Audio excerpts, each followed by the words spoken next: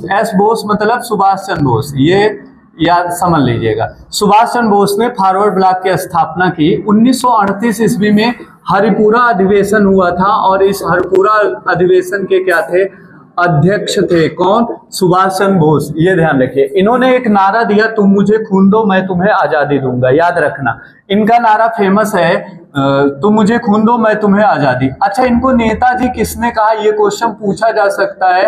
Hitler, कौन, Hitler, ठीक है ना, चर्चिल, हिटलर ने कहा था नेताजी, सुभाष चंद्र बोस को नेताजी हिटलर ने नाम दिया। इतनी बात आपको सुभाष चंद्र बोस से ध्यान रखनी है, ठीक है ना, कोई दिक्कत है यहां तक नहीं। आगे, सत्य शोधक समाज, इसको लिखे, इसको बनाने वाले हैं Jyotiba Phule.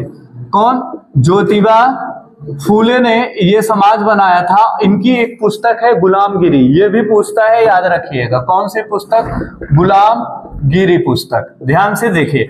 Property on British rule India, ये दादा भाई नौरोजी, कौन, दादा भाई नौरोजी। और इनको ध्यान रखिएगा, ये प्रथम व्यक्ति हैं जिन्होंने भारत में सर्वप्रथम राष्ट्रीय आय की गणना की थी, ठीक है ना। तो राष्ट्रीय आय की गणना करने वाले प्रथम व्यक्ति हैं, ये भी ध्यान रखिएगा। और साथ में ब्रिटेन के पार्लियामेंट में चुने जाने वाले पहले व्यक्ति हैं, ठीक है ना। ब्रिटेन के पार्लियामेंट में यानी यूके के पार्लियामेंट में चुनने वाले प्रथम व्यक्ति यही थे, ये ध्यान रखिएगा। इसके अलावा इनको grand old man of India भी कहा जाता है, ये भी बात ध्यान रखिएगा। क्या, grand old man of India, ठीक है ना, ये ध्यान रखिएगा। मैंने क्या बताया, स्वराज पार्टी 1923 ईस्वी CR दास यानी चित्तरंजन दास और मोतीलाल नेहरू ने मिलकर बनाया था ये पार्टी, ठीक है ना। प्रयागराज में बनी थी ये पार्टी और मोतीलाल नेहरू ने 1928 में उद्देश्य प्रस्ताव पारित किया था, जिसको डस्टबिन में फेंक दिया गया। फॉरवर्ड ब्लॉक 1939 सुभाष चंद्र बोस की रचना है, तुम मुझे खून दो मैं तुम्हें आजादी, ये नारा है सुभाष चंद्र बोस का। नेताजी इनको उपनाम दिया था हिटलर ने, ठीक है ना। आगे देखिए, प्रॉपर्टी ऑन ब्रिटिश रूल, सत्य शोधक समाज, ज्योतिबा फुले और गुलामगिरी इनकी पुस्तक है। Property on British rule India, Dadabhai Naoroji, grand old man of India. राष्ट्रीय आय निर्धारित करने वाले प्रथम व्यक्ति, उस समय 20 रुपए, हर व्यक्ति की आय आई थी 20 रुपए, ये ध्यान रखिएगा। और लंदन के पार्लियामेंट में चुने जाने वाले पहले व्यक्ति, जैसे हमारे यहाँ सांसद और विधायक होते हैं, ये चले गए थे वहां इंग्लैंड में विधायक बन गए थे, ये बहुत बड़ी बात है। आप अपने देश में सांसद विधायक नहीं बन पाएंगे, दूसरे देश की बात दूर है, वहां ये बन गए थे। सर्वेंट सोसाइटी ऑफ इंडिया, इसके ये किसकी है, सर्वेंट सोसाइटी ऑफ इंडिया, अभी ध्यान नहीं है। हाँ, गोपाल कृष्ण गोखले, गोपाल कृष्ण गोखले, ये किसका है, ये सर्वेंट सोसाइटी ऑफ इंडिया। अच्छा, गीता रहस्य और केसरी मराठा, ये बाल गंगाधर तिलक, बाल गंगाधर तिलक, ये ध्यान रखिएगा, तिलक। इनका दो पत्रिका, केसरी और मराठा और गीता रहस्य, ये पुस्तक है। इसके लेखक आपसे पूछेगा तो बाल गंगाधर तिलक, केसरी मराठा और गीता रहस्य। सत्य के साथ मेरे प्रयोग, इंडियन ओपिनियन, हिंद स्वराज, ये तीनों की बात जो हो रही है, ये तीनों महात्मा गांधी होंगे। कौन, महात्मा गांधी, ये ध्यान से देखिएगा। सत्य के साथ मेरे प्रयोग, ये महात्मा गांधी की रचना है। इंडियन ओपिनियन, ये भी महात्मा गांधी। हिंद स्वराज 1906 ईस्वी में ये महात्मा गांधी ने ये पत्रिका चलाया था दक्षिण अफ्रीका में, भारत में नहीं चला था। 1906 ईस्वी। सोम प्रकाश, ये किसने चलाया था, दयानंद सरस्वती, ठीक, कौन, दयानंद सरस्वती, ये ध्यान रखिएगा। ब्रह्म समाज के संस्थापक कौन थे, राजा राम मोहन राय, ठीक, राजा राम मोहन राय। आर्य समाज, दयानंद सरस्वती, दयानंद सरस्वती। और प्रार्थना समाज, आत्माराम पांडुरंग, ठीक है ना, प्रार्थना समाज आत्माराम पांडुरंग, ये ध्यान रखिएगा। प्रथम सत्याग्रही ईश्वर चंद्र विद्यासागर, ठीक है ना, ईश्वर चंद्र, ये सोम प्रकाश उन्हीं का तो नहीं है, एक बार चेक करो, ईश्वर चंद्र विद्यासागर का सोम प्रकाश तो नहीं, चेक करके बताओ, ठीक। प्रथम सत्याग्रही अगर पूछेगा, ध्यान से देखिएगा, अगर पहला पूछेगा तो पहले सत्याग्रही थे पंडित जवाहरलाल नेहरू, JL नेहरू। अगर द्वितीय सत्याग्रही पूछेगा तो विनोबा भावे। कौन होगा? विनोबा भावे। ठीक है ना, ये बात आपको ध्यान रखना है। ठीक है, सॉरी, प्रथम कौन था? जेएल नेहरू। दूसरा वो ईश्वरचंद विद्यासागर थे ना, इसको भी देख लीजिएगा। विनोबा भावे या ईश्वरचंद, दो में से कोई एक है। दूसरा सत्याग्रही पूछा जा सकता है। ये तो आपका था ये एडवांस, ये क्या कहते हैं, आधुनिक इतिहास से। ठीक, महत्वपूर्ण चीजें, यही चीजें आपको भूली जाती है लेकिन भूलना नहीं है, ये ध्यान रखना। इसको मिटाओ। हाँ, ईश्वरचंद विद्यासागर ना, ये हमको थोड़ा सा डाउट था। ईश्वरचंद्र विद्यासागर,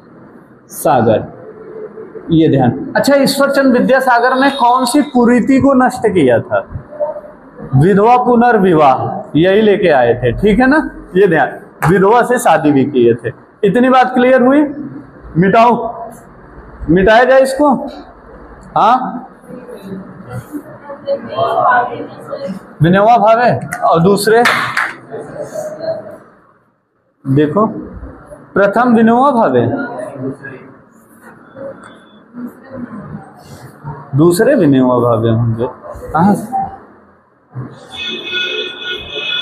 अच्छा, प्रथम विनोबा भावे, दूसरे नेहरू थे। जेएल नेहरू और प्रथम विनोबा भावे, ये ध्यान रखिए। चले, इतनी बात क्लियर हुई। अब चलते हैं, एक तरफ से उड़ा देते हैं। मिटाओ इसको, ध्यान से देखिएगा। लाइव चला रहे हो कि रिकॉर्ड कर रहे हो बंटी? रिकॉर्ड, चलो तब ठीक।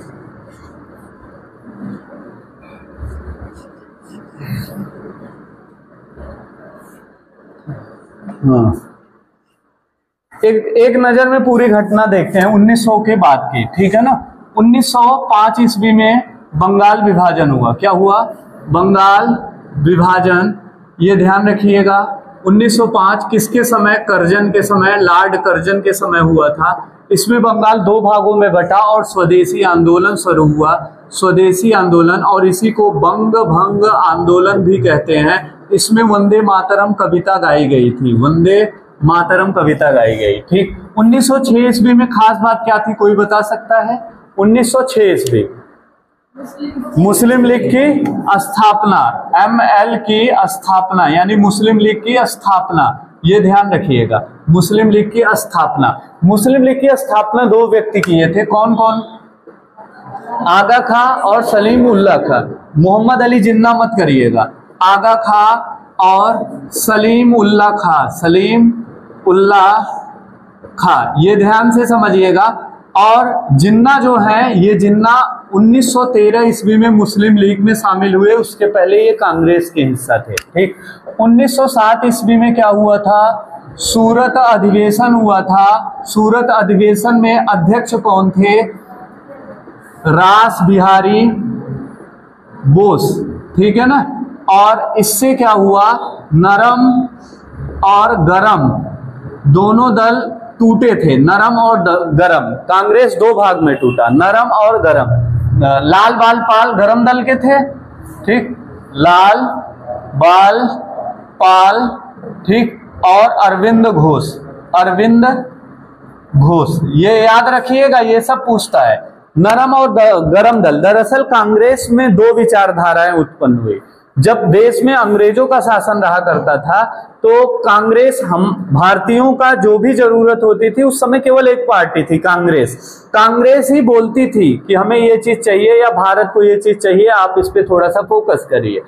तो अंग्रेज बहुत सारी चीजें मानते थे जो उनके अनुसार ये लगता था कि मुझे कोई फर्क नहीं पड़ेगा, तो मान लेते थे। और जब लगता था कि नहीं, इससे अंग्रेजों की पैसा जाएगा या बहुत ज्यादा पैसा खर्च होगा, उन्हें तो लूटना था भारत को, तो वो लोग नहीं मानते थे। तो कांग्रेस दो भागों में बटा, एक गरम और एक नरम। जैसे आपके परिवार में 10 लोग होंगे तो 10 में से 2-4 ऐसे होंगे जो सामने वाला गाली भी दे देता है तो समझाते हैं, जाए दे बाबा, मत बोला, लड़ाई न कराई जाए। ठीक, और 1-2 ऐसे होते हैं जो बिना लड़ाई के भी लड़ाई ढूंढते रहते हैं, मिल जाए तो उठा फेंकता रहूं, वो है गरम दल वाले। ठीक, गरम मतलब वो हमेशा मूडी टाइप के रहते हैं, बिना बात के बात पे लड़ भिड़ जाएंगे। और नरम वाले चीजों को समझते हैं, अगर गलती सामने की भी है तब भी कहते हैं छोड़ो हटाओ, ठीक है ना। तो ऐसे दो दल बना, इस दल में गरम दल का आपसे पूछेगा लाल बाल पाल, लाल से लाला लाजपत राय, बाल से बाल गंगाधर तिलक, पाल से बिपिन चंद्र पाल, अरविंद घोष। अरविंद घोष में आपसे यही पूछता है महर्षि अरविंद घोष किस दल के थे, नरम गरम ऐसा पूछेगा। तो जैसे ही महर्षि शब्द लगेगा आपको लगेगा महर्षि मतलब साधु संत, ये लोग नॉर्मल दिमाग के होंगे, नहीं ऐसा नहीं था। ये बम फोड़ते थे, जब जेल हुआ तो जेल के बाद ये साधु संत बन गए थे, ये ध्यान रखिए। बम फोड़ने के बाद तब साधु संत बने, उसके पहले नहीं। ये 1907 की घटना हुई। 1908 में क्या हुआ था, कोई बता सकता है? 1908 खुदीराम बोस को फांसी, याद रखिएगा, ठीक। किसको? खुदीराम बोस को फांसी हुआ, बहुत कम उम्र में हुआ था। कितने साल की उम्र में फांसी हुआ था? 14 वर्ष। भगत सिंह 21, लेकिन ये केवल 14 साल में इनको फांसी हो गई थी। आपसे छोटे थे तभी फांसी पे लटका दिया गया। 1909 ईस्वी मार्ले मिंटो सुधार, कल मैंने आपको बताया था मार्ले मिंटो, ठीक, या इसी को हम आप क्या बोलते हैं 1909 का भारत शासन अधिनियम, भारत शासन अधिनियम, ठीक, या सांप्रदायिक आधार पर निर्वाचन प्रणाली, तीनों बात एक ही है, ठीक। 1910 ईस्वी कुछ विशेष, 10 तो नहीं लगता, क्यों नहीं। 1911 में दिल्ली दरबार, ठीक, कि हाँ 11 में हुआ था दिल्ली दरबार। कब हुआ था? 1911 में दिल्ली दरबार। इसमें कौन आए थे? जॉर्ज पंचम आए थे, और इन्होंने बंग भंग आंदोलन को समाप्त किया, अर्थात बंगाल विभाजन को नष्ट किया, ठीक है ना। तो हम लिख सकते हैं बंगाल विभाजन क्या हुआ? समाप्त हुआ, ये ध्यान रखिएगा, बंगाल विभाजन समाप्त हुआ 1911। साथ में दिल्ली भारत की राजधानी होगी, ये घोषणा किया गया था, ठीक है ना। बाकी बना कब ये पूछेगा तो 1912 ईस्वी में बनकर तैयार हुआ दिल्ली राजधानी। इसके पहले राजधानी कोलकाता थी। 1911 में इंग्लैंड का राजा आया, दिल्ली में अनाउंसमेंट किया आज के बाद भारत की राजधानी दिल्ली होगी, और 1912 में भारत की राजधानी दिल्ली बन गई। आज भी दिल्ली भारत की राजधानी है। ये कहानी यहाँ से शुरू होती है। 1912 में ये बन के तैयार हुआ। 1913 हाँ 1913 में गदर पार्टी बना। कौन पार्टी? गदर पार्टी। किसने बनाया था? लाला हरदयाल। इसका हेडक्वार्टर सैन फ्रांसिस्को, लाला हरदयाल, और इसका हेडक्वार्टर पूछेगा तो आप कहेंगे सैन फ्रांसिस्को, ये ध्यान रखिएगा, ठीक है ना। 1913। 1914, ठीक, प्रथम वर्ल्ड वार, पहला विश्व युद्ध शुरू हुआ 1914, और ये चला था 14 से लेके 18 तक, 1918 ईस्वी तक चला था। 1914 में एक घटना और हुई, मैं लिख दे रहा हूं, कामागाटा मारू केस, ठीक है ना। कामागाटा मारू केस, कामागाटा मारू केस, ये भारत और कहाँ का हुआ है? भारत और कनाडा से संबंधित है। इसमें भारत के क्रांतिकारी नाव से कनाडा गए थे, कनाडा वालों ने गोली चला दी थी, ठीक है ना। भारत और कनाडा। आपसे पूछेगा क्या जानते हो कामागाटा मारू केस कब हुआ, या तो ये पूछेगा या कामागाटा मारू केस किस देश से संबंधित है, ठीक है ना। तो भारत और कनाडा दो देश हैं, भारत ऑप्शन में रहे, भारत, कनाडा रहे तो कनाडा, ये ध्यान रखिए। 1900 महात्मा गांधी भारत कब आए थे? 1915 ना, गांधी जी भारत आए। गांधी जी कहाँ आए? भारत आए। अब आया गांधी युग, ध्यान से देखिए। 1915 से लेके 1947 तक गांधी युग कहते हैं। क्या कहते हैं? गांधी युग। केवल एक नाम पे, एक व्यक्ति के नाम पे एक युग चला, कहते हैं उसका तो वक्त आया है, मेरा दौर आएगा। दौर तो गांधी जी का आया है, डायलॉग भले हम लोग मारे, ठीक है ना। गांधी जी 1915 ईस्वी में भारत आए। अफ्रीका कब गए थे ये भी पूछ सकता है, कब गए, तो आप क्या जवाब देंगे? 1896 ईस्वी, ठीक, 94 या 96 देख लेना, ठीक है ना। 1896 ईस्वी एक शेख अब्दुल्ला 93 है, अच्छा एकदम कन्फर्म 93 94, अच्छा 93 है। 1893 ईस्वी में गांधी जी गए अब्दुल्ला, किसके, अब्दुल्ला के केस में गए थे, ठीक। कहाँ गए, दक्षिण अफ्रीका गए। दक्षिण अफ्रीका में इनको किस स्टेशन पे उतार के पटक दिया गया था, हाँ कोई बता सकता है? सेंट पीटर्सबर्ग करके एक स्टेशन है, ठीक है ना। आज भी उस स्टेशन पे महात्मा गांधी की प्रतिमा बनी है। क्या पर्सनालिटी है यार, सोचो जिस स्टेशन पे तुम्हें उतारा गया उस स्टेशन पे तुम्हारी मूर्ति बनी है। 100 साल बाद लोग जा रहे हैं वहां माला पहना रहे हैं। गांधी जयंती पे दक्षिण अफ्रीका का प्राइम मिनिस्टर चाहे जहां हो विश्व के किसी कोने में उसी स्टेशन पे जाके माला पहनाता है, ठीक। उस दिन वो पूरा स्टेशन पूरी तरीके से ब्लॉक कर दिया जाता है क्योंकि वहां का प्राइम मिनिस्टर आता है। इसको कहते हैं पावर। और चाहते तो गांधी जी भी गरियात के चले आते तुम्हारी तरह, लेकिन वो गाली नहीं दिए, पूरी व्यवस्था को ही चेंज कर दिए। ये परिवर्तन आना चाहिए आपके पास, ठीक। चले, ये बात हो गई महात्मा गांधी की। महात्मा गांधी भारत में आए। भारत में आने के बाद गुरु किसको माने, गोपाल कृष्ण गोखले। किसको, गोपाल कृष्ण गोखले, गोखले याद रखिएगा, ठीक है ना। गोपाल कृष्ण गोखले को गुरु माने। महात्मा गांधी को महात्मा किसने कहा, महात्मा किसने बोला था? तो आप क्या कहेंगे, रविन्द्रनाथ टैगोर ने इनको सर्वप्रथम महात्मा बोला, ठीक है ना। याद से ध्यान से समझिएगा, महात्मा गांधी पहली बार जनता के सामने कब आए, ठीक है ना। महात्मा गांधी पहली बार जनता के सामने कब आए आपसे पूछेगा तो आप जवाब देंगे 1915 ईस्वी में वो हुआ था, ये काशी हिंदू विश्वविद्यालय BHU की उद्घाटन सत्र था, उसमें मुख्य अतिथि बन के आए थे। ये 1516 होगा, देख लेना, ठीक है ना। तो ये पहली बार उस समय जनता के सामने आए। गांधी जी ने लंगोट कब पहना, ठीक है ना। ये लंगोट वाला क्वेश्चन पेट में पूछा था, कब पहने थे गांधी जी लंगोट? 1916 या 15 ऐसे है, देख लेना ये सन, एक बार पूछा गया ये क्वेश्चन, गांधी जी ने लंगोट कब पहना, ये देखिएगा। ये हो गया।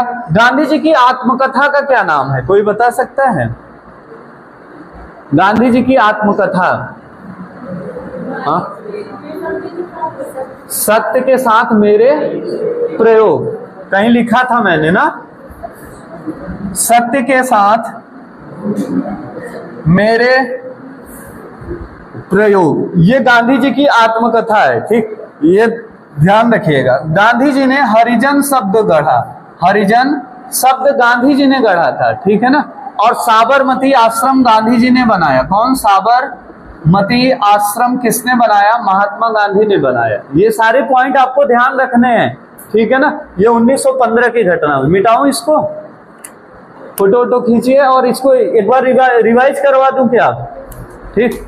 देखिए, एसएससी में कुछ नया नहीं पढ़ना है, उसी चीज को बार बार पढ़ना है। इस बात को समझने की कोशिश करिएगा, ठीक।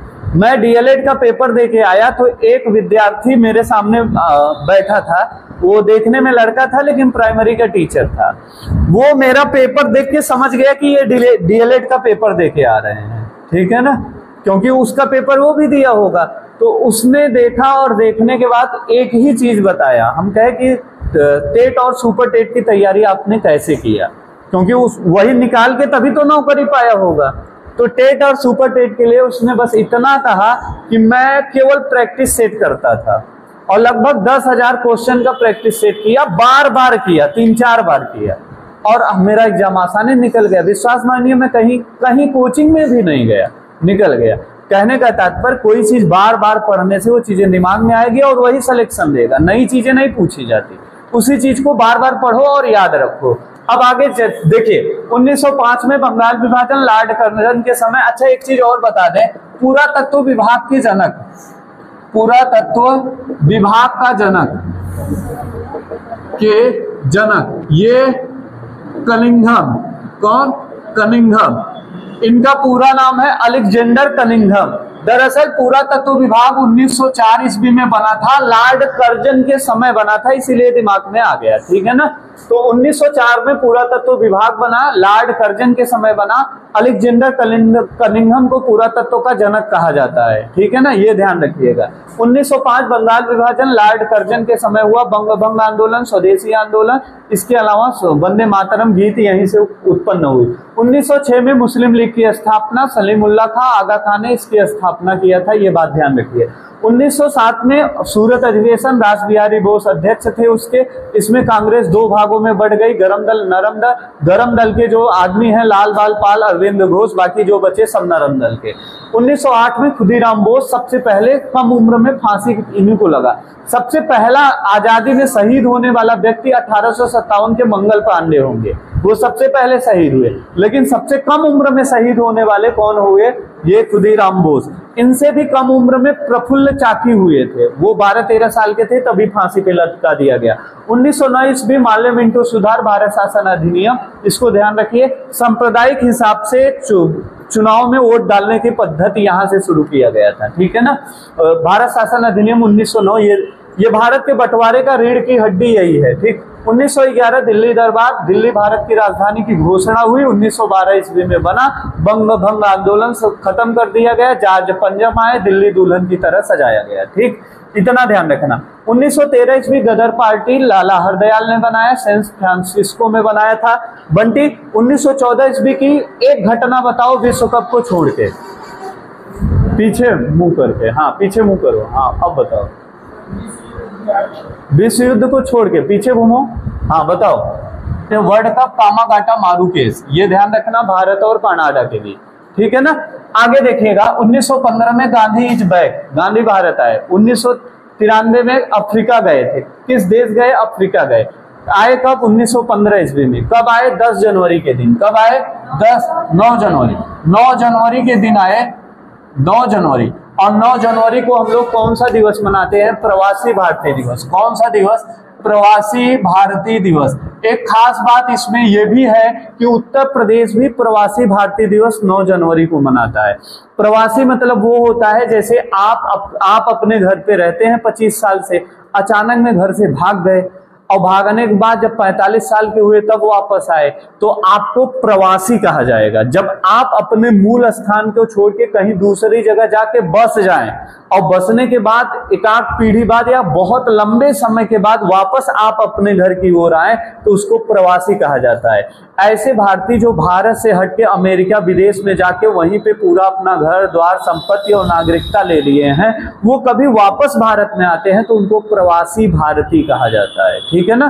तो प्रवासी भारतीय दिवस मनाया जाता है 9 जनवरी, क्योंकि गांधी जी भारत के थे, अफ्रीका से लौट के भारत आए थे, ठीक है ना, ये ध्यान रखिएगा। और 9 जनवरी को उत्तर प्रदेश भी अपना प्रवासी भारतीय दिवस मनाता है, ये भी ध्यान रखिएगा। गांधी जी के राजनैतिक गुरु का नाम पूछेगा तो गोपाल कृष्ण गोखले। गांधी जी सर्वप्रथम बीएचयू के उद्घाटन सत्र में मुख्य अतिथि के रूप में समाज के सामने आए थे।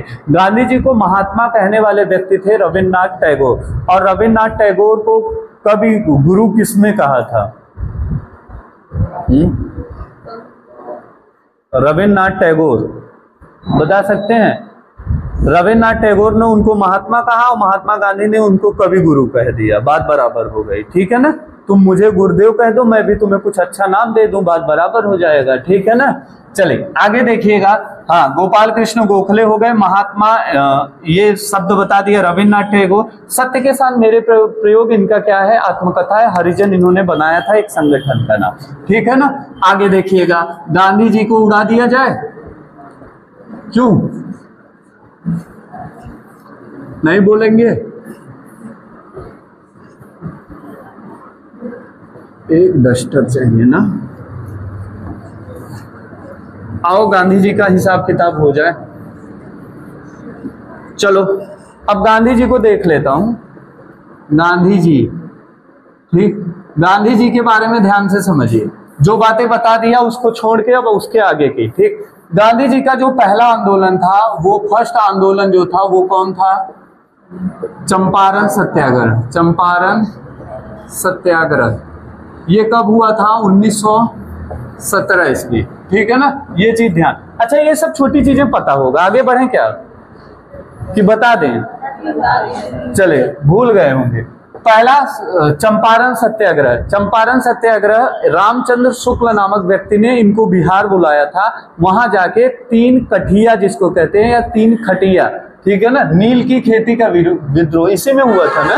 नील की खेती, नील की खेती, दरअसल नील की खेती के बारे में पूरी कहानी बता दिया हूं, बस इतना जानिए। नील की खेती किसान नहीं करना चाहते थे, अंग्रेज जबरदस्ती कराते थे और इसी पे आंदोलन किए थे महात्मा गांधी और पहला सफल आंदोलन था कौन? चंपारण सत्याग्रह। और गांधी जी का पहला सत्याग्रह पूछेगा तो भी चंपारण होगा। दूसरा इन्होंने क्या किया था? अहमदाबाद मिल मजदूर, अहमदाबाद मिल मजदूर। तीसरा खेड़ा सत्याग्रह। चौथा और कौन सा आंदोलन था? अपाया असहयोग, असहयोग 1919 ईस्वी में, ठीक। इसके बाद 20 असहयोग, हाँ 20, ये अहमदाबाद मिल मजदूर 1918, खेड़ा सत्याग्रह 1918, ठीक। और असहयोग आंदोलन, असहयोग आंदोलन बंद हुआ था चौरी चौरा कांड ना, चौरी चौरा केस में ये समाप्त हुआ था 1922 ईस्वी में, ठीक है ना, ये ध्यान रखिएगा। असहयोग आंदोलन। आगे बढ़िए। 1924 ईस्वी गांधी जी कांग्रेस के अध्यक्ष बने। कौन सा था? बेलग्राम अधिवेशन, बेलग्राम, ठीक, फर्स्ट एंड लास्ट, ठीक, ये भी ध्यान रखिए। और ये 1924, 1925, 26, 27, 28, 29, 30, ठीक। और गांधी जी का 1930 में कोई आंदोलन है, वो सविनय अवज्ञा आंदोलन, सविनय अवज्ञा आंदोलन कब हुआ? 1930 ईस्वी, सविनय अवज्ञा। अच्छा, दांडी मार्च कब हुआ था? दांडी यात्रा 12 मार्च है, 12 मार्च 1930 से 6 अप्रैल, मार्च के बाद अप्रैल 1930, ये नमक कानून हो गया, ठीक है ना। इसके बाद 30 से 31, 32, 33, 34, 35, हाँ 1900 व्यक्तिगत सत्याग्रह 1940। उसके पहले कुछ? अच्छा, गांधी इरविन समझौता, इरविन, बहुत अच्छा। 5 मार्च 1931 और गांधी अंबेडकर समझौता, जिसको कहते हैं पूना पैक्ट, क्या बोलते हैं, कब हुआ था? 1932। इसके बाद 1940 ईस्वी व्यक्तिगत सत्याग्रह। इसके बाद ध्यान से देखिएगा, व्यक्तिगत सत्याग्रह हो गया। 1942 भारत छोड़ो आंदोलन, ठीक। अब 1942 हो गया, ठीक। अब 1948 फाइनल, ठीक है ना। देखिएगा, सारी बात ध्यान से समझिए एक तरफ से। अब मैं समझा रहा हूं, अभी तक लिखा गांधी जी के बारे में पूरा फैक्ट लिखा हुआ है, ठीक है ना। अब गांधी जी के पिता माता का नाम तो आप लोग बचपन में पढ़े होंगे, पढ़े हैं कि नहीं? पत्नी का नाम क्या था, माता का नाम क्या था? पुतलीबाई और कस्तूरबा गांधी, पढ़े हैं ना ये सब। इनका जन्म कब हुआ? 1869, ठीक। तो ये सब चीजें बच्चों वाली खेल है। 2 अक्टूबर के दिन पैदा हुए, ठीक। और 2 अक्टूबर को कौन सा दिवस मनाया जाता है? तो अंतर्राष्ट्रीय अहिंसा दिवस। कौन सा? अंतर्राष्ट्रीय अहिंसा दिवस। पूरे दुनिया के लोग गांधी के बर्थडे पे अंतर्राष्ट्रीय अहिंसा दिवस मनाते हैं। अब देखिएगा, सबसे पहली चीज बताया, गांधी जी का पहला आंदोलन चंपारण सत्याग्रह रामचंद्र शुक्ल बिहार में हुआ था। बिहार के लोगों ने बुलाया था। चंपारण बिहार का एक जिला है नील की खेती, 3 कटिया खेती, दरअसल नील जहां पे आप उगा देंगे वहां पे दूसरी फसल नहीं उगती कम से कम 10 साल तक, ठीक है ना। तो किसान जब देख ले कि अंग्रेज फैक्ट्री वाला बना हुआ नील बेचने लगे तो खेतों वाला नील बिकता ही नहीं था, तो वो खेती करना बंद कर दिए। और वो फैक्ट्री वाला बेचते कैसे थे, इन्हीं किसानों से खरीद के बढ़िया प्योर करके, जैसे हम आप चावल गेहूं उगाए और वहां गए मिल पे दे दिए, मिल वाले खूब बढ़िया पॉलिश करके मार्केट में 18 रुपए, 50 रुपए, 35 रुपए किलो बेचने लगे, ठीक। तो यही काम अंग्रेज करते थे। किसान नील की खेती करना बंद कर दिए तो जबरदस्ती कराया जाता था, यानी 1 बीघे में 20 बिस्वा होता है, ठीक। उस 20 बिस्वे में 3 बिस्से में नील की खेती अनिवार्य था। इसी के लिए गांधी जी ने आंदोलन किया। सत्याग्रह उसको कहते हैं जिसमें पानी और अन्न ना लिया जाए, ये होता है सत्याग्रह, ठीक है ना। और बिना पानी और अन्न के हम कहे प्राण त्याग देंगे। अंग्रेज दौड़ भाग के आए कि सिंगल प्लाई का आदमी है, फाइनल हो गया, बवाल होगा, और उन्होंने तुरंत वो नियम अपना कैंसिल कर दिया। तो पहला सत्याग्रह हुआ चंपारण सत्याग्रह नील की खेती पे। फिर ध्यान से देखिएगा, अगला है अहमदाबाद मील मजदूर आंदोलन। अहमदाबाद में प्लेग, एक रोग आया प्लेग, जैसे एक रोग आया कोरोना, तो पूरे शहर के लोग पैदल ही भागते चले आ रहे थे, देखे थे कि नहीं आप लोग। ऐसे उस समय अहमदाबाद में प्लेग फैला तो सारे मजदूर चले गए। जब वापस आए तो उनकी सैलरी नहीं मिली, ठीक है ना। और दूसरी चीज ये था कि जो रुके थे, बहुत सारे लोग पैसे नहीं कमाएंगे तो उनका भोजन नहीं हो पाएगा, वो अपने जान को जोखिम पे डाल के रुके थे। कंपनी मालिक कहा तुम लोग टेंशन न लो, काम करते रहो और जितने भागे हैं भागने दो, वो लोग जब आएंगे तो तुम डायरेक्ट मैनेजर बनोगे और तुम्हारे अंडर में वो काम करेंगे। वो लोग आए, इन्हीं के साथ काम कर रहे हैं, मैनेजर कोई बना ही नहीं। इसी पे बवाल कर दिए गांधी जी कि इनको लालच क्यों दिए, अगर लालच दिए हो तो इनको मैनेजर बनाओ। मैनेजर मतलब सैलरी बढ़ जाएगी, और सैलरी 50% बढ़ाने की बात किए। वो मालिक हाथ जोड़ लिया, गांधी जी नहीं हो पाएगा, आपके कहने पे 35% बढ़ा देंगे। तो मजदूरों की सैलरी 35% बढ़ा दी गई, जबकि बात हुई थी 50 की। मरता क्या न करता, वो कहा चलो जो वही मिल रहा है वही सही। तो अहमदाबाद मिल मजदूर का भी काम खत्म हुआ। यही खेड़ा सत्याग्रह, ये भी मजदूरों के लिए किया गया था। गांधी उसको कहते हैं जो बड़े बड़े लोगों के साथ साथ मजदूरों के साथ बैठने की क्षमता रखता हो। अभी हम प्रधानमंत्री से मिल लेंगे तो आप लोगों के साथ बैठने में शर्म लगेगी हमको। ये दुनिया है आज की, ठीक है ना। ये दुनिया नहीं, ऐसे छछुंदर लोग रहते हैं धरती पे, उनको पहचाना करो। आगे देखो, असहयोग आंदोलन। असहयोग आंदोलन कुछ नहीं था, ये मुसलमानों का आंदोलन था, ठीक। ये आंदोलन दरअसल हुआ क्या था कि अंग्रेज जो है, जैसे हम लोग शंकराचार्य को भगवान मानते हैं हिंदू धर्म के लोग, मुसलमान लोग खलीफा को भगवान मानते हैं। तो अंग्रेज कहे ये कोई अलीफा खलीफा नहीं चलेगा, यहाँ खलीफा कोई नहीं है, सब बराबर हैं। खलीफा का पोस्ट ही खत्म कर दिया। इससे पूरे विश्व के मुसलमान आंदोलन करने लगे। तो भारत में मुसलमान थे, भारत में भी आंदोलन शुरू हो गया, और इस आंदोलन के नेता गांधी जी हुए। गांधी जी ऐसे करते हैं, वो दूसरे के मैटर में जाके वाहवाही लूटते हैं, ठीक है ना। गांधी जी कूद गए मैटर में और कहे आज हम अंग्रेजों का, इनका मुसलमानों का साथ देंगे तो कल मुसलमानों को अंग्रेज जब भड़काएंगे कि तुम्हारा साथ नहीं दे रहे हैं, तो मुसलमान भड़केंगे नहीं, वो हमारे कदम के कदम मिलाकर आगे बढ़ेंगे।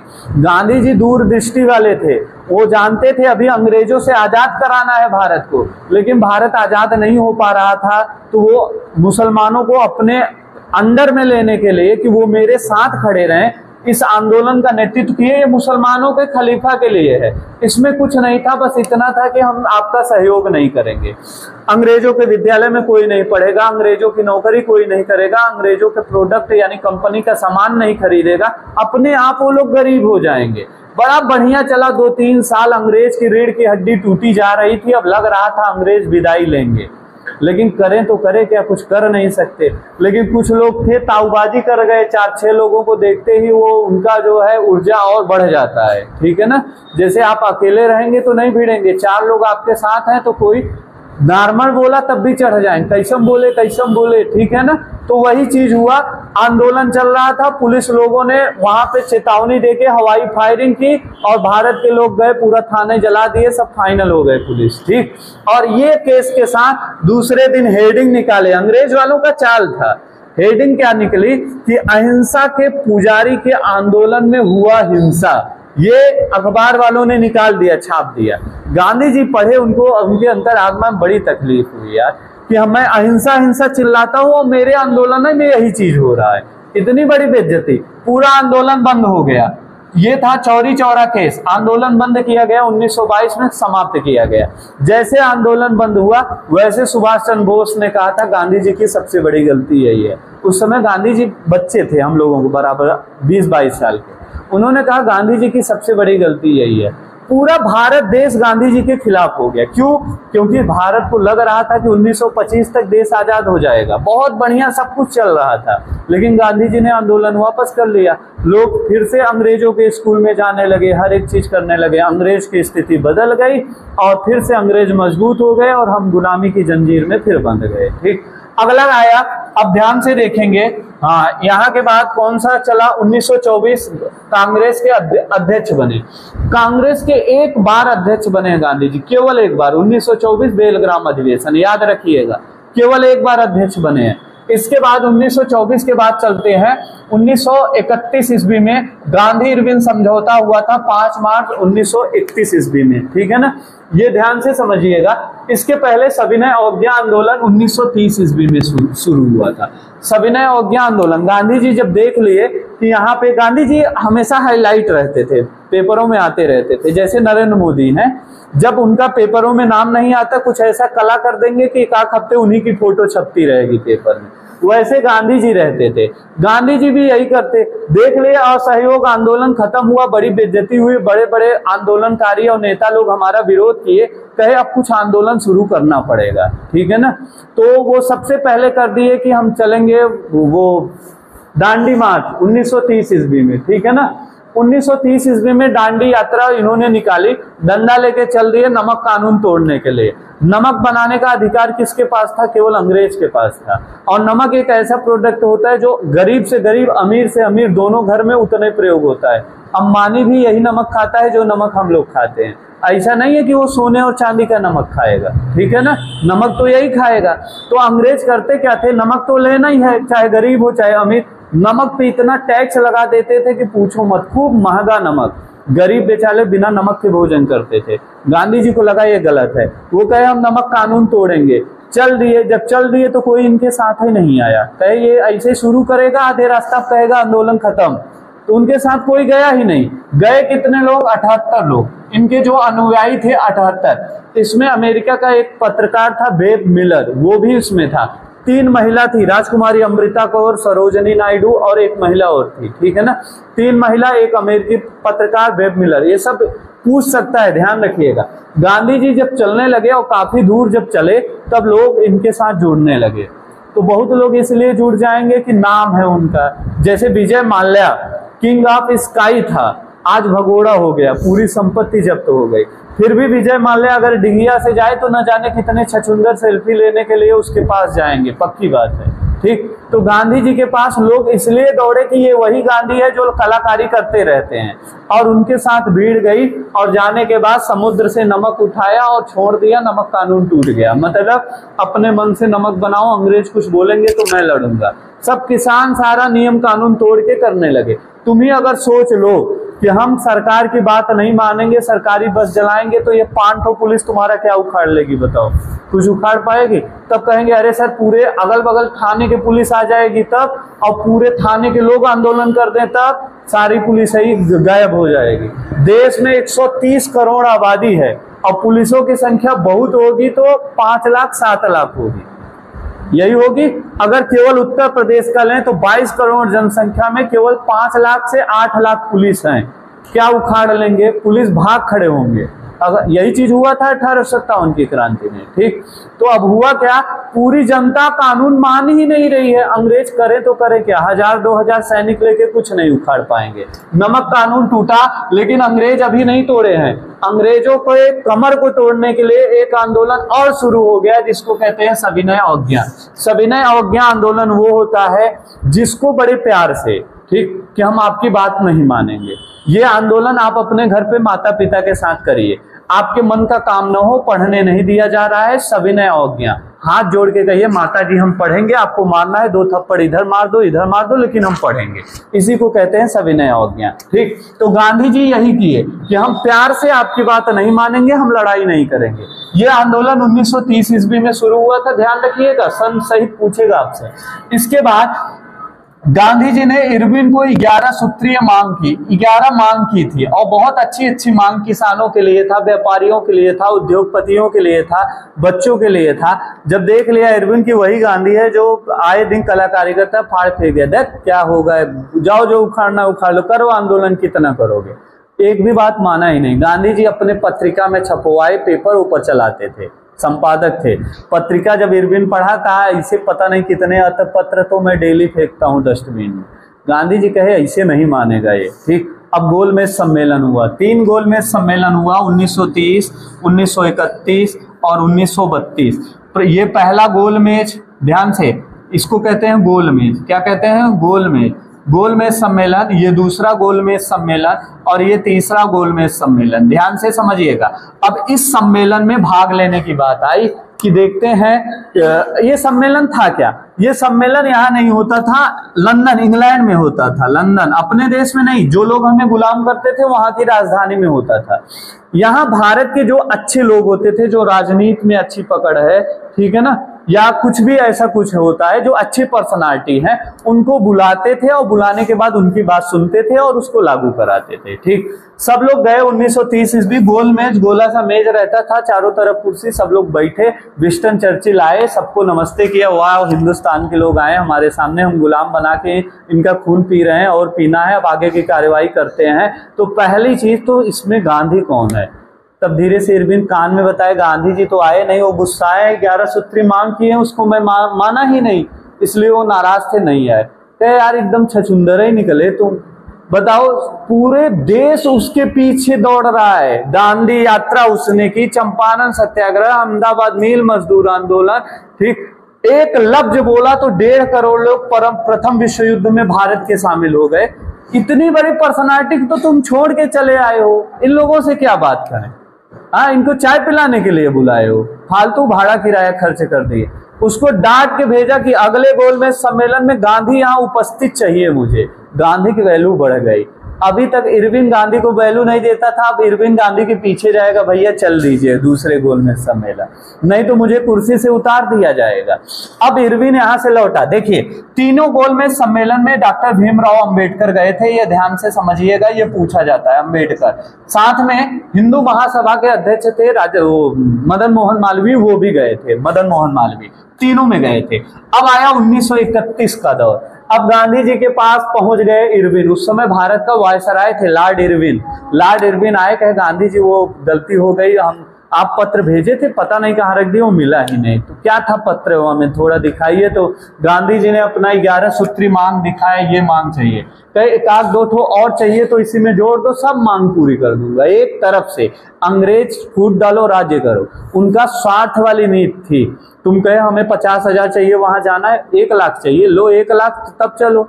हाँ हाँ ठीक है, तब तो खुशी खुशी चलेंगे, काम करा घर पहुंचा देंगे, फिर पैसा मांगो, गिरा गिरा मारेंगे। यही काम था अंग्रेजों का। ठीक, गांधी जी से कहा 11 नहीं, 10, 15, 20 जो मांगना हो मांगो, सब पूरा करूंगा मैं। गांधी जी ने कहा 11 मांग, और इसी से गांधी जी की बुराइयां होती हैं। 1931 ईस्वी में गांधी जी ने अपना 11 मांग, 30 ईस्वी में 11 मांग पेश किया। उस मांग में अगर एक लफ्ज कह देते कि भगत सिंह, सुखदेव और राजगुरु की फांसी कैंसिल कर दो, तो इरविन वायसराय था, उसकी मजबूरी थी, उनको गांधी जी को ले जाना था और वो मान लेता और उनकी फांसी कैंसिल हो जाती। लेकिन गांधी जी ने ये लफ्ज नहीं बोला। गांधी जी ने फांसी की चर्चा नहीं किया। सब लोगों ने, बहुत लोगों ने पत्र लिखा गांधी जी को कि एक मांग और बढ़ा दीजिए, 12 कर दीजिए, भगत सिंह, राजगुरु और सुखदेव की फांसी कैंसिल। लेकिन गांधी जी ने यही नहीं किया, और इसीलिए गांधी जी आज तक कोसे जाते हैं कि ये भगत सिंह के हत्यारे हैं। ये चाहते तो फांसी रोक लेते, लेकिन नहीं रोके। और सच्चाई है, अगर गांधी जी इस पे आ जाते कि भगत सिंह को फांसी नहीं होगी, तो दुनिया की कोई ताकत रोक नहीं सकती। उनको ये नहीं कर सकती थी कि फांसी पे लटका दे। उस समय गांधी जी की वैल्यू थी। गांधी जी ने कोई मांग ही नहीं किया, 11 मांग कहे कंप्लीट, कोई दिक्कत नहीं।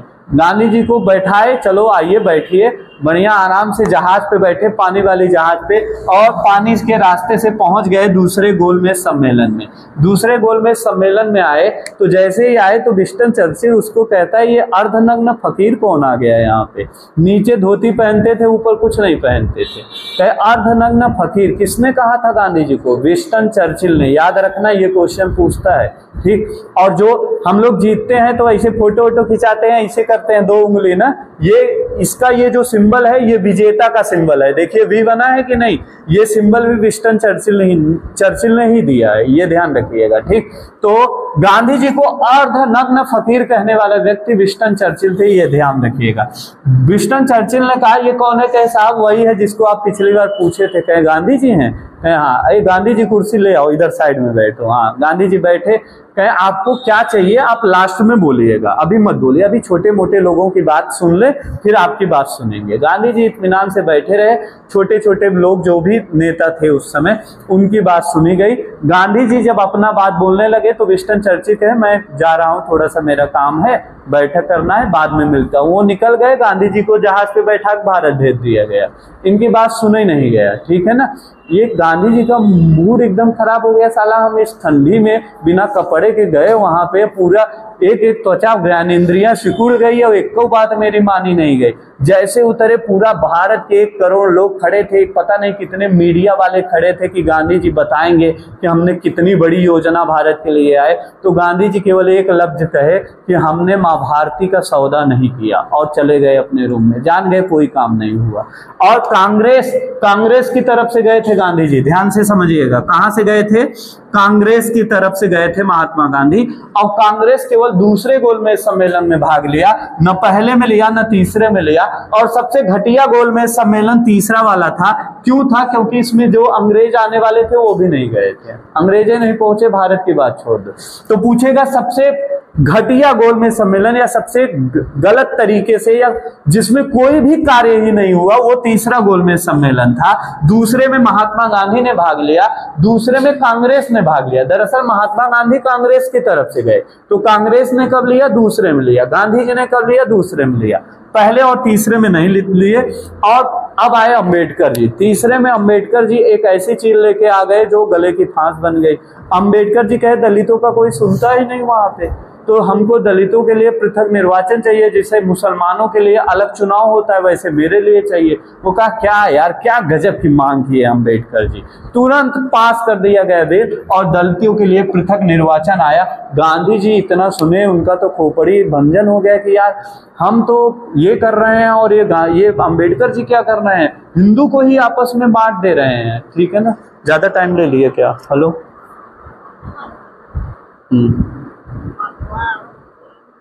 ठीक, हाँ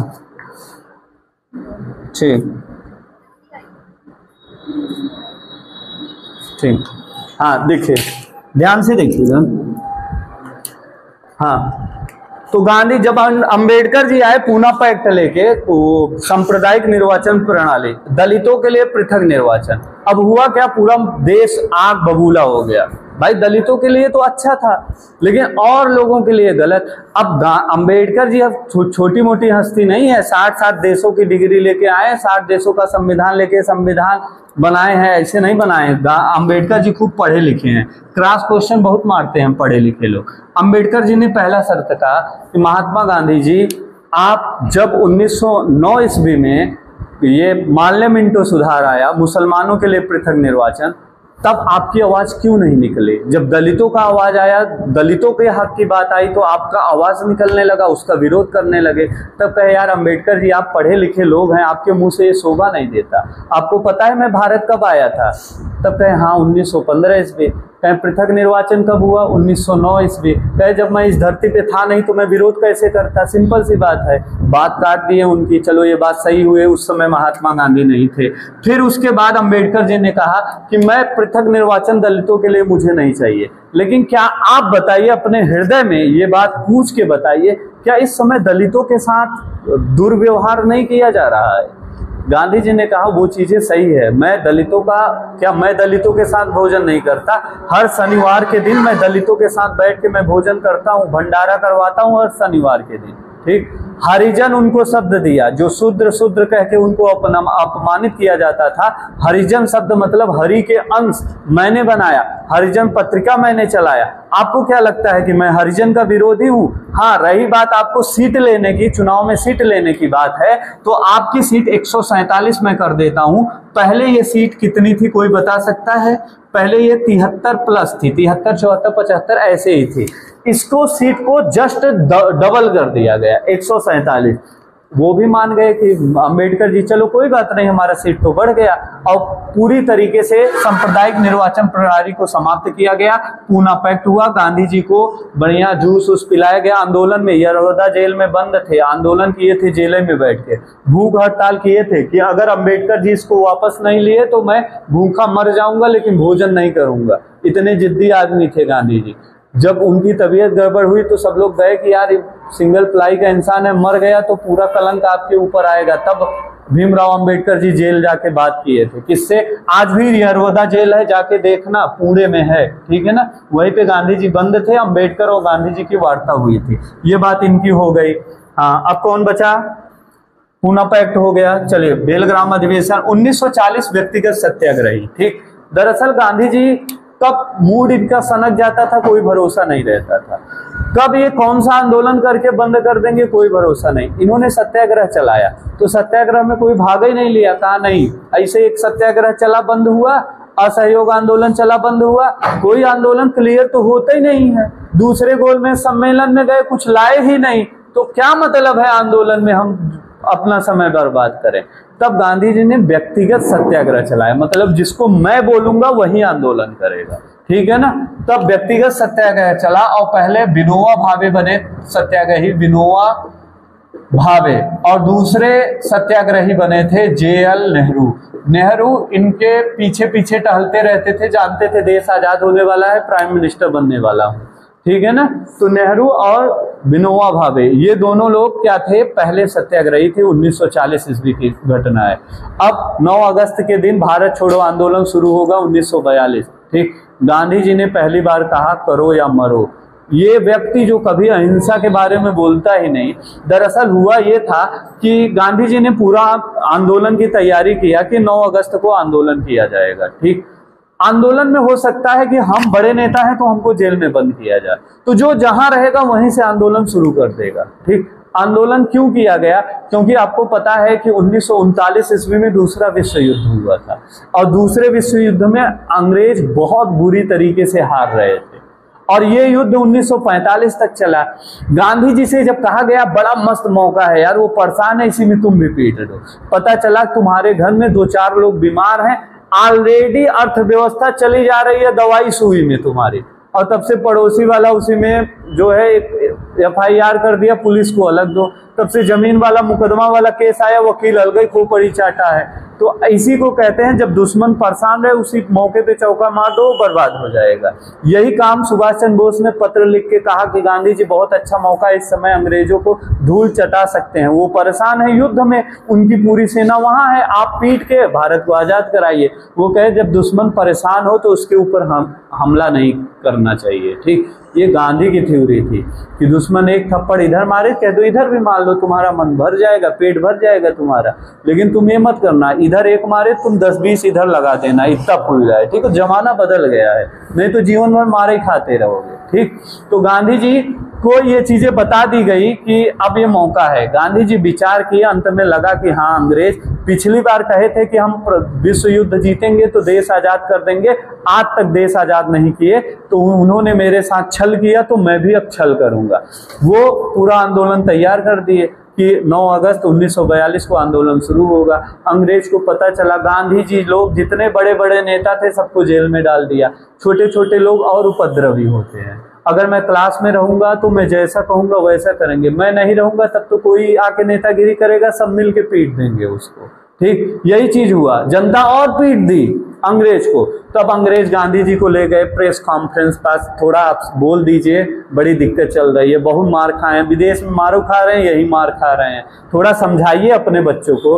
वो माइक लेके पकड़े और पहला शब्द कहा कि ये वक्त आ गया है, या तो करो या तो मरो, और आग में घी डाल दिए कि हो सके तो और लात मारो इन लोगों को। इतना कहते ही उनका हाथ पैर पकड़ तुरंत जेल में बने, अरे इसको भेजे थे समझाने के लिए और घी डाल रहा है, और भयंकर आग बनी। उषा मेहता जमीन के अंदर जाके रेडियो का पूरा सिग्नल बना बना के सब क्रांतिकारियों को बताती थी कहाँ कैसी घटना हो रही है।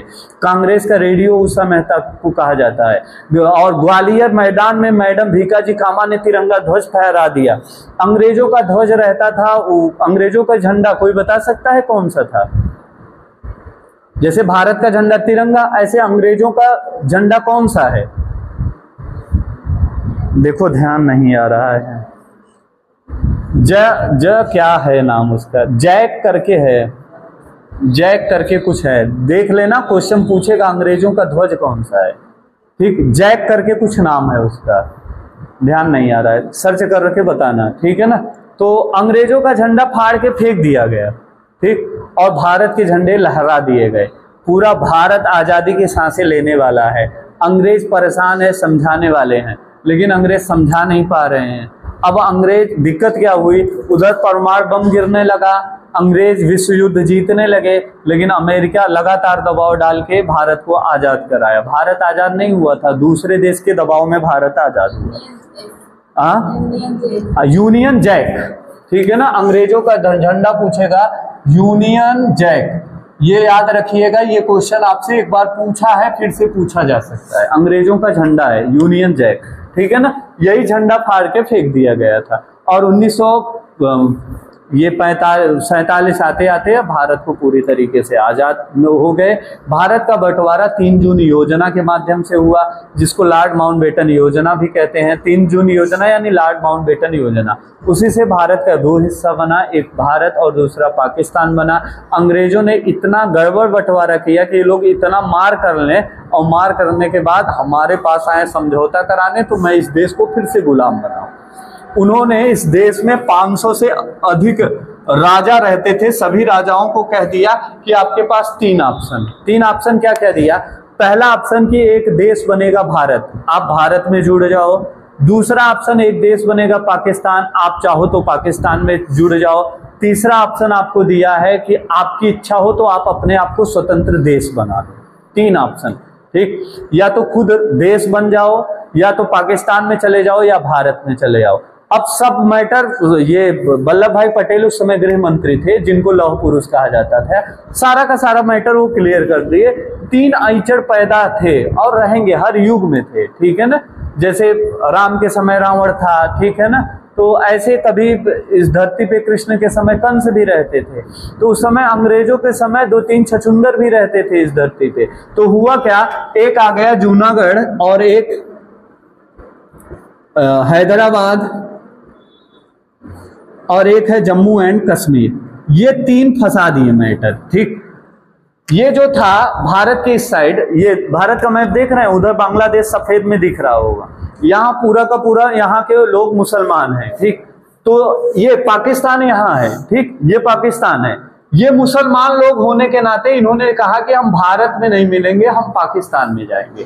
तो ये पश्चिमी पाकिस्तान हो गया, ये पूर्वी पाकिस्तान, यहाँ भी पाकिस्तान था, यहाँ भी पाकिस्तान, दोनों तरफ पाकिस्तान था, ठीक। इसका मामला शांत हुआ। अब आया जूनागढ़।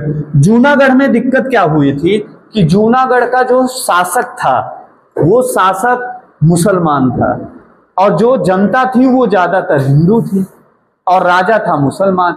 मुसलमान जो राजा था वो कहा हम पाकिस्तान में जाएंगे।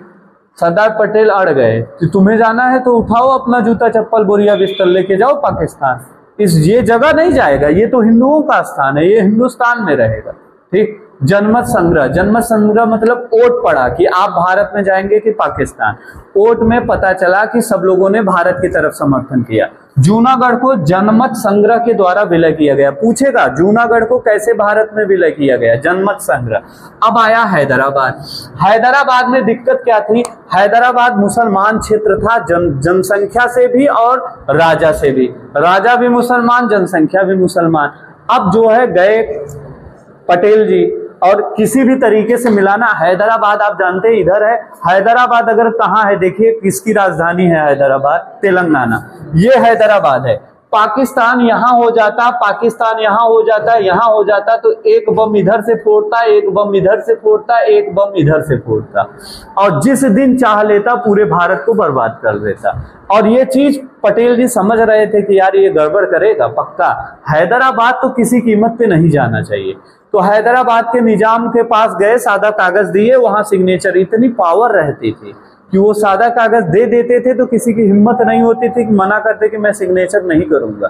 और सिग्नेचर वो किया और उसको बताए थे कि ऊपर मैं लिखूंगा कि ये क्षेत्र मैं भारत में विलय करने के लिए सहमत हूं, और नीचे सिग्नेचर करा के सैनिक कार्यवाही द्वारा काम करा लिए। अब दिक्कत उसमें ये आई कि ये पहले पाकिस्तान और हैदराबाद का निजाम पहले पहुंच गया यूएनओ में, 1945 में यूएनओ बन गया, और कह दिया कि भारत सरकार जबरदस्ती पुलिस फोर्स के द्वारा जबरदस्ती हमें अपने में मिला रही है। वहां यूएनओ की टीम आई तो सरदार पटेल ये मंत्री थे, कहे अब थोड़ा सा दिमाग लगाना पड़ेगा। जितने पुलिस वाले थे सबको कहे ऐसा वर्दी वर्दी उतार दो, टी शर्ट उशर्ट हाफ पैंट पहन के बंदूक लेके जाओ, मारो। हम कहते हैं नागरिक मारा है, पुलिस थोड़ी है ये लोग। जब वर्दी नहीं रहेगा कौन जानेगा पुलिस गोली चलाई कि कौन चलाया। पुलिस का वर्दी उतरवा के सिविल ड्रेस में हैदराबाद में भेज के इतना मार मरवा दिए कि यहाँ का निजाम भारत में कहा हम भारत में आएंगे, या तो मर जाएंगे लेकिन कभी पाकिस्तान में नहीं जाएंगे, और भारत में विलय हो गया। यानी सैनिक कार्यवाही द्वारा हैदराबाद आया, जनमत संग्रह द्वारा जूनागढ़ आया, तीसरा बचा जम्मू कश्मीर, ये कुछ ज्यादा ही माइंडेड आदमी था, और चतुर 4 जगह डूबते हैं। यही रीजन है कि आज तक ये बेचारा न पाकिस्तान का हिस्सा बन पाया न हिंदुस्तान का हिस्सा।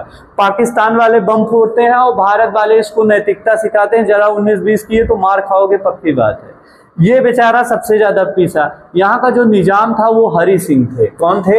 हरि सिंह। हरि सिंह ज्यादा नेतागिरी कर दिए, ठीक। और हरि सिंह ने अब विलय पत्र पे सिग्नेचर नहीं किया, कहा हम खुद ही देश बन जाएंगे।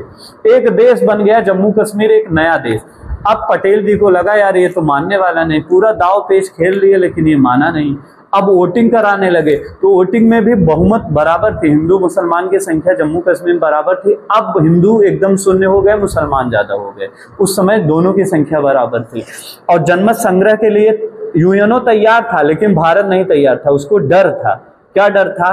कि पाकिस्तान वाले पैसा भेज भेज के, या पाकिस्तान वाले बेईमानी बहुत करते हैं, ठीक। एक ही आदमी 10-20 वोट डाल देगा, क्या करोगे तुम? पेपर में तो वोट दिया जा रहा है, और ज्यादा बोलोगे तो बंदूक दिखा देंगे, डर के मारे कोई नहीं बोलेगा। तब वो कहे इससे नहीं काम चलेगा, जनमत संग्रह नहीं हुआ। अब पाकिस्तान वाला कहा यार जूनागढ़ मेरे में आना चाहता था, ये भी छीन लिया भारत। हैदराबाद आना चाहता था, इसको भी छीन लिया भारत। अब उसके पास मौका मिला जम्मू कश्मीर। ये कहा मैं स्वतंत्र देश हूं, वो कहा तुम देश कैसे बनोगे? 2 राज्य मेरा चला गया, तुमको जबरदस्ती मैं मार पीट के लूंगा। अब जम्मू कश्मीर का जरा मैप देख लीजिए, ये है जम्मू कश्मीर, ठीक। पाकिस्तान वाले घुस गए और यहाँ हरि सिंह कहे कि सीधे से तुम यहाँ निकल जाओ हिंदुस्तान में, ठीक, दिखना मत, ये जम्मू कश्मीर भारत का हिस्सा है। और मारते पीटते जम्मू कश्मीर में घुसे जा रहे हैं। हरि सिंह भागे दिल्ली। दिल्ली में आए पंडित जवाहरलाल नेहरू के पास कि साहब बचाइए, पाकिस्तान वाले अटैक कर दिए हैं। उन्होंने कहा एक शर्त पे बचाऊंगा, विलय पत्र पे सिग्नेचर करो कि जम्मू कश्मीर भारत का हिस्सा है। उन्होंने कहा हाँ हम सिग्नेचर तो करेंगे लेकिन एक शर्त मेरी भी है। कहे क्या शर्त है? कहे जम्मू कश्मीर में पूरी गतिविधि मैं देखूंगा, बाहर से कोई आएगा कि जाएगा, उसके बॉर्डर पे कौन फोर्स होगी वो आप देख लीजिए। टैक्स मैं लूंगा, वहां का झंडा तिरंगा नहीं होगा, मेरे हिसाब से होगा, यहाँ का संविधान नहीं चलेगा, मेरा संविधान अलग होगा। तब पूछा गया यार अब क्या करें, तो मैटर फंसा दिया, ये शर्त रख दिया। राजेंद्र प्रसाद ने बुलाया नेहरू जी को, इधर आइए, कहा ऐसा है कर दीजिए, ये जैसे मरेगा सारा नियम खत्म कर दिया जाएगा और वो भारत का हिस्सा बन जाएगा। बहुत बढ़िया आइडिया आया। उन्होंने कहा ठीक है, 35A अनुच्छेद आया 35A और आया 370, आर्टिकल 370। इसके तहत जम्मू कश्मीर को इतनी स्वतंत्रता दे दी गई कि इस तिरंगे ध्वज की तरह जम्मू कश्मीर अपना अलग झंडा बना लिया था। भारत का संविधान जो हम लोग मानते हैं, हृदय में संजोते हैं, उस संविधान को जम्मू कश्मीर नहीं मानता था, उसका अलग संविधान रहा करता था। उस देश में भारत, जैसे इस झंडे को मैं ऐसे फाड़ता रहूं, तुम वीडियो बना के ले जाओ पुलिस चौकी पे दिखा दो, देखो मुझे कारावास होगी, बिना जमानत वाला कारावास होगा। जैसे इंसानों को मारने की जो गोली मारने का जो धारा लगता है वही झंडा फाड़ने का लगता है, मतलब राष्ट्रद्रोह का आपके ऊपर आरोप लगेगा, ठीक। वहां ऐसा कुछ नहीं रहता था। अब भारत की सेना गई, पाकिस्तान वाले यहां तक पहुंच गए थे। यहाँ पे इतनी मार मारी इन लोगों को। 1947 में भारत आजाद हुआ, पहला लड़ाई 1948 ईस्वी में हुआ था। मतलब आजादी के 1 साल बाद मार हो गई भारत पाकिस्तान में। पाकिस्तान वालों को खूब कूटा और कूटने के बाद कहा इसके आगे आए तब तो हड्डी वड्डी भी गला देंगे तुम्हारी। और पाकिस्तान इतने क्षेत्र में कब्जा कर लिया और आज भी कब्जा किया है। इसी को हम पीओके बोलते हैं। जो कहते हैं ना पीओके भारत का हिस्सा है। दरअसल विलय पत्र में भारत पे सिग्नेचर है तो वो है भारत का ही, लेकिन दिक्कत ये हुई यहां तक पाकिस्तान आर्मी आके कब्जा कर ली थी और भारत की आर्मी यहीं पे रोकी, और जहां पे रोकी वहीं से भारत का लाइन चलता है जो जम्मू कश्मीर वाला है। लेकिन अब दिक्कत क्या हुई, उसके बाद पाकिस्तान से हम लोगों ने 3 युद्ध और लड़े। एक युद्ध में तो 90,000 सैनिक को हम लोगों ने पकड़ पकड़ के जीप में बैठा लिया था। पाकिस्तान जानते हो कि नहीं, लाहौर तक भारत की सेना गई थी, जीप में पकड़ के ऐसे मुंडी पकड़ फेंक देते थे, ऐसे जैसे बोरी वोरी फेंक रहे हो, और तुरंत गेट लॉक। जो जिसकी मुंडी ऐसे टेढ़ी वो ऐसे टेढ़ा दिल्ली आता था वो, ठीक। यहाँ आने के बाद गर्दन वर्दन ऐठा जाता था, तब सीधा होता था। 90,000 सैनिक आए और बिना किसी शर्त के भारत सरकार सबको छोड़ दी। केवल एक लफ्ज बोल देती, पाकिस्तान का प्रधानमंत्री घुटने पे, भारत के प्रधानमंत्री के घुटने पे था कि साहब 90,000 सैनिक हमारे छोड़ दीजिए, मारिए मत, मुझसे गलती हो गई। अगर भारत एक लफ्ज कहता कि ये पीओके वाला क्षेत्र तुम छोड़ दो, 90,000 सैनिक हम छोड़ देंगे, 1 सेकंड में वो छोड़ देता। लेकिन भारत के प्रधानमंत्री के अंदर बुद्धि ही नहीं थी इतनी कि कम से कम इतना बोल दे। और उसके बाद 3 युद्ध जीते, 1999 तक जीते, लेकिन ये फैसला आज तक नहीं हो पाया। आज भी पाकिस्तान यहाँ कब्जा है। इतने छछुंदर टाइप के लोग इस देश के प्रधानमंत्री बन गए। इसलिए वोट डालने जाना तो ये सोच के जाना, केवल ये मत देखना कि कौन फ्री में गेहूं दे रहा है, चावल, ये भी सोचना कौन देश की बोली लगा देगा और कौन देश के लिए काम करेगा। तुम पढ़े लिखे नागरिक हो। तो यहाँ पे क्या हुआ, आज भी पीओके पे कब्जा है जम्मू कश्मीर का, लेकिन विलय पत्र के द्वारा अगर पूछेगा जम्मू कश्मीर तो राजा हरि सिंह के ने विलय पत्र पे सिग्नेचर किया। ये भी भारत का हिस्सा बना, लेकिन आंशिक रूप से बना। आज भी गले की फांस है। और 30 अक्टूबर, ध्यान से समझिएगा, 30 अक्टूबर के दिन ये धारा 335 ए और 370 ये दोनों क्या किया गया, समाप्त कर दिया गया। ये दोनों बात ध्यान रखिए। अब न 35 ए रह गया न धारा 370। जम्मू कश्मीर में यही तिरंगा चलेगा और यही संविधान चलेगा, और कोई 3-5 करेगा तो मार भी खाएगा। ये स्थिति आ गई, नए पूरा कानून ही बदल दिए, ठीक है ना। अब जम्मू कश्मीर पे पूरा का पूरा भारत का अधिकार बन गया।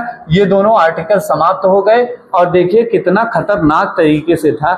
मैं तो बीजेपी गवर्नमेंट को जीवन भर आभारी रहूंगा, क्योंकि उन्होंने बहुत बेहतरीन काम किया। क्यों किया, इस धारा 370 को हटाने के लिए। आ जाइए आप, नहीं तो हम बकबकाते रहेंगे, ठीक है ना। चलिए अब कल बताऊंगा।